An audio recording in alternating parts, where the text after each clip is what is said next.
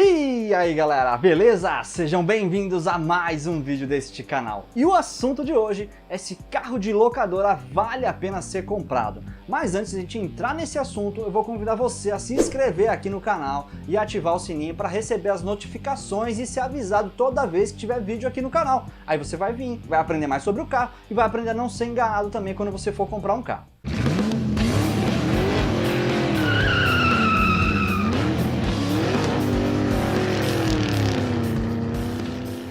Bom, antes de mais nada, eu quero explicar para vocês que eu vou falar sobre as características que são mais visualizadas nas grandes locadoras. Então pode ser que alguma locadora pequena, de bairro, de uma cidade muito distante, que não tem um renome tão grande assim, não seja tão renomada, ela não tem esse tipo de característica nos veículos dela. Mas as grandes locadoras, elas estão comercializando carros seminovos aí com qualidade muito boa. Os carros de antigamente, os carros que tinham muito preconceito por serem carros de locadoras, eles estão sendo alterados aí por carros que têm um pacote de acessórios muito bom e também veículos novos e com quilometragem baixa para ser comercializados. Então o que acontece? Esses carros aí estão sendo vendidos, por exemplo, com menos de 50 mil quilômetros rodados e com ar, direção, vidro, trava, um carro completo e muitas vezes de categorias acima dos carros populares que a gente estava acostumado há, sei lá, 10 anos atrás, onde só tinha Celta e Palio pelado, sem nada, sem nem direção. Então esse cenário está fazendo mudar muita coisa, né? Muita gente está vendo esses seminovos de locadora como uma oportunidade de pegar um carro bom por um preço atrativo e com a qualidade de que eles estão dando uma certa garantia aí, bem legal, bem bacana.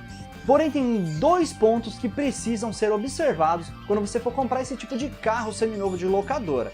O primeiro deles é que no anúncio normalmente deles, eles colocam o preço que eles estão pedindo e aí colocam um preço de referência embaixo. Esse preço de referência, você olha e tem uma discrepância bem grande com o que você está comprando ali. O preço que eles estão pedindo, por exemplo, é 35 mil e o preço de referência é de 50 mil. Você fala, caramba, tem 15 mil de desconto ali, né? A questão é que esse preço de referência, tá numa letra bem pequenininha ali, é um preço de referência ao veículo zero. Ou seja, comparado o preço do zero com aquele seminovo, tá dando essa diferença de 15 mil reais. A questão é que você muitas vezes vai pelo embalo e olha somente o preço, essa diferença grande, e acha que o carro está sendo vendido 15 mil a menos do que o valor de tabela FIPE, por exemplo. Só que, pô, Felipe, o que acontece? Esse carro é novo, o carro está sendo vendido em 2018, por exemplo, um carro desse ano vigente agora. A questão, galera, é que esse carro já rodou, já tem uma certa quilometragem e ele não é mais um veículo zero, ele não pode ser comparado com um carro zero. Você tem que comparar ele com um veículo seminovo desse ano mesmo. Então o certo é você, por exemplo, ir na tabela FIPE, que tem lá no site, gratuito, você vai lá, coloca o modelo do carro, o ano certinho, e vai puxar a tabela FIPE dele para você fazer o comparativo. Claro que a tabela FIPE tem uma certa discrepância também com o que é o preço médio que é praticado no mercado. A tabela FIPE é meio que uma referência só.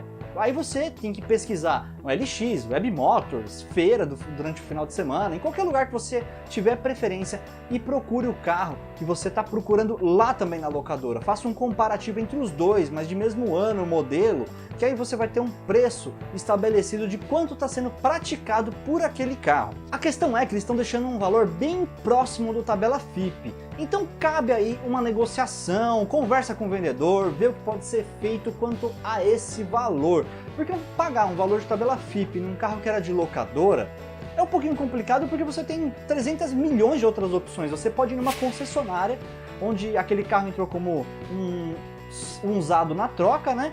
E a concessionária fez toda a revisão, tem toda a garantia da concessionária por lei, e um carro, por exemplo, que é de um dono só, né? Não foi locado para várias pessoas, que cada um usou de um jeito e que muitas vezes cada um dirigiu de forma agressiva, sem cuidar do carro, vai saber, né? Se você for pagar FIPE por FIPE, é mais fácil você pegar numa concessionária. Sempre peça um descontinho ali. Outro ponto que você precisa se atentar é que esse tipo de carro de locadora, ele tem as letras iniciais da placa denunciando o estado de origem dele, ou seja, o primeiro emplacamento, da onde ele veio.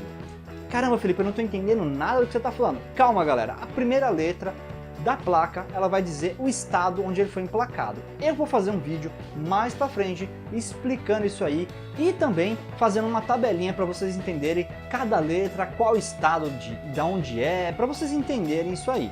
Mas a questão é que a maioria dos carros que estão sendo comercializados, por exemplo, aqui no Sudeste, São Paulo, Rio de Janeiro, nesses locais, eles têm placa normalmente de Minas Gerais, por exemplo, que tem um IPVA mais barato. Por isso que as locadoras mantêm esses carros licenciados em outros estados, porque os impostos, IPVA, licenciamento, tudo que eles têm que pagar é mais barato do que, por exemplo, aqui em São Paulo, que é a situação que eu vejo todos os dias, né? Então, você vai pegar carros aí com letra Q, letra P, por exemplo, que são de outros estados, letra M, que não são originários de São Paulo. O que acontece, Felipe? Qual é o problema em ter um carro com essas letras? Bom, problema não tem nenhum.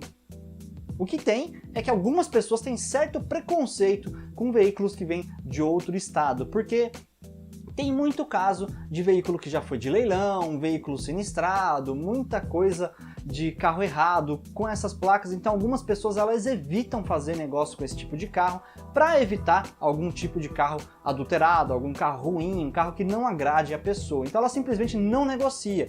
Então você tem uma restrição pequena, tá?